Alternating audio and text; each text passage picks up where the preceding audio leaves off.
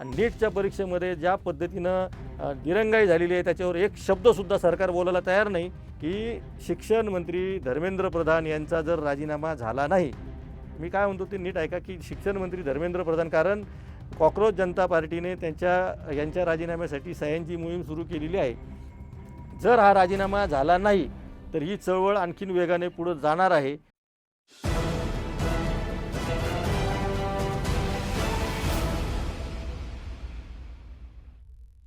नमस्कार, मी संजय वरकड. आपण पाहतात न्यूज यात्रा. 56 इंची छाती आणि झुरळांची वाटती भीती, अशी काहीशी अवस्था आता सध्या भारतीय जनता पक्षाच्या लोकांची झालेली आहे. त्याचं कारण आहे अर्थातच कॉक्रोच जनता पार्टी.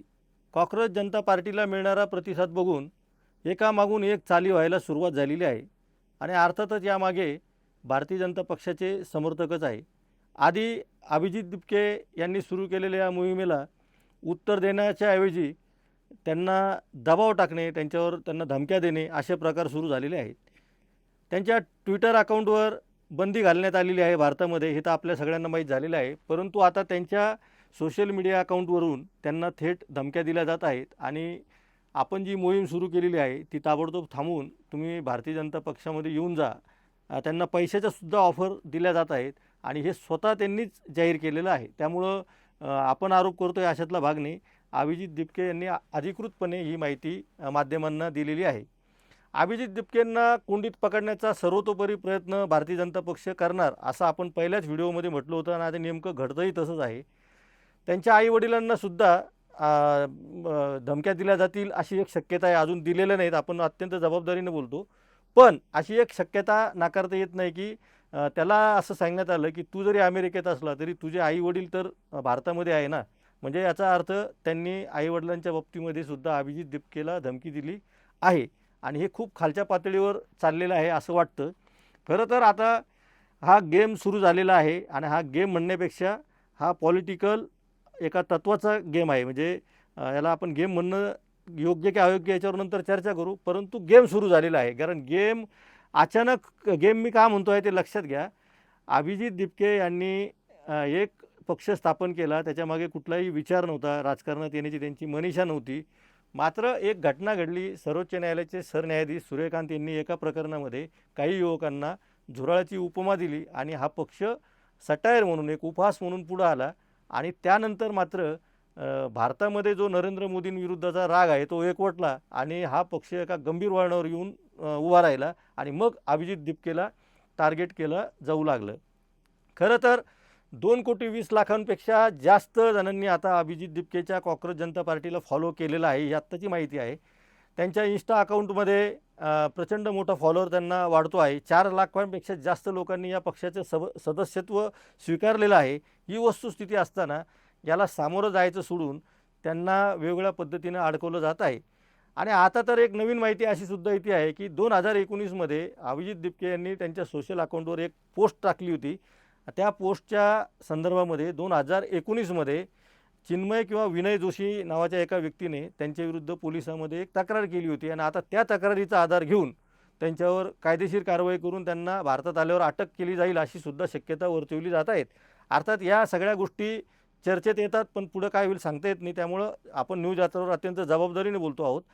पण तरीसुद्धा ही गोष्ट आत्ता पुढं आली याचा अर्थ त्यामध्ये कुठंतरी कारवाई करण्याचे आदेश मिळालेले आहेत, ही मात्र ॲथेंटिक आणि अधिकृत माहिती आहे. त्यामुळं अभिजित दिपकेला सामोरं जाण्यापूर्वी आणि 2,20,00,000 लोकांनी ज्या पक्षाला पाठिंबा दिलेला आहे तो नरेंद्र मोदींविरुद्धचा राग आहे आणि ज्यांना झुरळ म्हटलं गेलं आणि ज्यांना नोकऱ्या दिल्या गेल्या नाही, ज्यांना बेरोजगारीमध्ये अडकवून ठेवण्यात आलेलं आहे, अशा सगळ्या साधारणपणे 21 ते 34-35 वर्षे वयाच्या तरुणांचा हा पक्ष आहे आत्ताच्या घडीला तरी. त्यामुळे भारतीय जनता पक्षाला आपण जे आधी म्हटलेलं आहे की 56 इंची छाती पण झुरळांची वाटते भीती, हे खरं आहे असं आपल्याला म्हणता येईल. या पक्षाच्या नोंदणीचा जर आकडा आपण बघितला तर वेगवेगळ्या पद्धतीनं अफवा पसरवल्या जात आहेत की याच्यामध्ये पाकिस्तानमधून जास्त लोकांनी प्रतिसाद दिला, काँग्रेसचेच लोक जास्त सभासद झाले, बाहेरच्या देशाचे सभासद जास्त आहे, अशा वेगवेगळ्या पद्धतीच्या अफवासुद्धा पसरवायला सुरुवात केली. प्रत्यक्षात वस्तुस्थिती अशी आहे की या 22,00,000पैकी जवळपास 86% जण हे भारतामधून फॉलो करत आहेत या कॉक्रोच जनता पार्टीला आणि त्यामध्ये 8% लोक फक्त हे भारताबाहेरचे आहेत. त्यामुळं हे लक्षात घेतलं पाहिजे. त्यामुळं ही अत्यंत धादांत खोटी माहिती पसरवण्याचा प्रयत्न केला जातो. ही आकडेवारी जसे जसे सभासद वाढत आहेत तशी तशी बदलली जाते आहे. साधारणपणे फॉलो करणाऱ्या लोकांचं जे वय आहे ते 24 वर्षे म्हणजे 21 वर्षे ते 36 वर्षे असं साधारणपणे वय आहे. त्यामुळे सगळा तरुण वर्ग अभिजित दिपकेंना फॉलो करतो आहे, हे सुद्धा तितकंच खरं आहे. आणि आता तुम्ही त्यांच्या सोशल मीडिया अकाउंटवर बंदी घालून त्यांच्यावर गुन्हे दाखल करून अशा पद्धतीनं जर हे आंदोलन चिरडण्याचा प्रयत्न झाला तर हे अंगाशी भारतीय जनता पक्षाच्या येईल हे कुणालाही कळण्यासारखं आहे. पण भाजप त्याला वेगळ्या पद्धतीनं सुद्धा टॅकल करू शकतो. आणि हा फुगलेला जो फुगा आहे त्यांच्या भाषेमध्ये सांगतो आपण, मी माझं मत नाही पण भारतीय जनता पक्षाच्या समर्थकांचं म्हणणं असं आहे की अभिजित दिपकेंचा जो फुगा फुगलेला आहे, कॉक्रोच जनता पार्टीचा जो फुगा फुगलेला आहे त्याला आम्ही कधी पिन लावू शकतो, टाचणी लावू शकतो आणि आम्ही त्याला फेल करू शकतो असं त्यांचं म्हणणं आहे. खरं तर याच्यामध्ये आपल्याला आत्ताच पडायचं नाही त्या पक्षाचं पुढं काय होईल, तो पक्ष निवडणुकीत लढेल का, अमुक व्हाय म्हणजे त्याचं काय होईल हा मुद्दा नाही. पण 2,20,00,000हून जास्त लोक नरेंद्र मोदीच्या सरकारवर राग व्यक्त करत आहेत, याची दखल सरकार कसं घेत आहे हा आमचा मुद्दा आहे. आणि त्या 2,20,00,000 लोकांची जर तुम्हाला भावना लक्षात येत नसेल तर याचा अर्थ तुम्ही लोकांच्या भावनांशी खेळता आहात आणि तुमच्याकडे काहीतरी असं आहे की हे सगळ्या लोकांनी उद्रेक जरी केला तर तुम्ही निवडणुका जिंकू शकतात, अशी काहीतरी तुमच्याकडे जादूची कांडी आहे. त्याशिवाय तुम्ही असं करू शकणार नाही. राहिला मुद्दा अत्यंत शेवटचा आहे, पण हा मुद्दा या सगळ्या प्रकरणामध्ये अत्यंत महत्त्वाचा ठरणार आहे. तुम्ही नीट ऐका हा मुद्दा, की शिक्षण मंत्री धर्मेंद्र प्रधान यांचा जर राजीनामा झाला नाही, मी काय म्हणतो ते नीट ऐका, की शिक्षण मंत्री धर्मेंद्र प्रधान, कारण कॉक्रोच जनता पार्टीने यांच्या राजीनाम्यासाठी सह्यांची मोहीम सुरू केलेली आहे.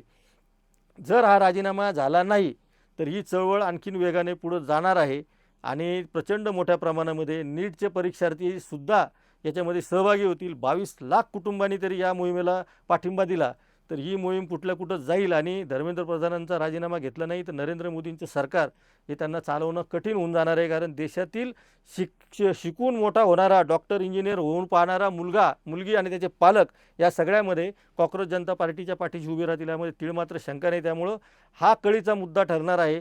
पहिलाच जो घाव घातलेला आहे कॉक्रोच जनता पार्टीने तो फार महत्त्वाचा आहे. आणि नीटच्या परीक्षेमध्ये ज्या पद्धतीनं दिरंगाई झालेली आहे त्याच्यावर एक शब्दसुद्धा सरकार बोलायला तयार नाही. आणि जेव्हा युवक येऊन मागणी करतायत की शिक्षण मंत्र्याचा राजीनामा घ्यावा, त्या बाबतीमध्ये कुठल्याही पद्धतीचं साधी प्रतिक्रियासुद्धा एकही भारतीय जनता पक्षाचा पदाधिकारी व्यक्त करताना दिसत नाही आहे.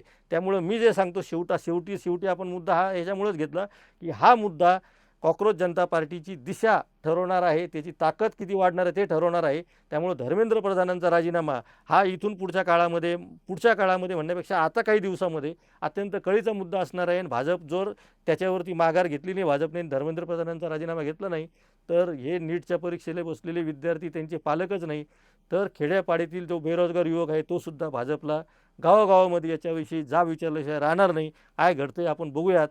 सध्या थांबूयात. आपण पाहत राहा न्यूज यात्रा, हे आहे आपलं चॅनल.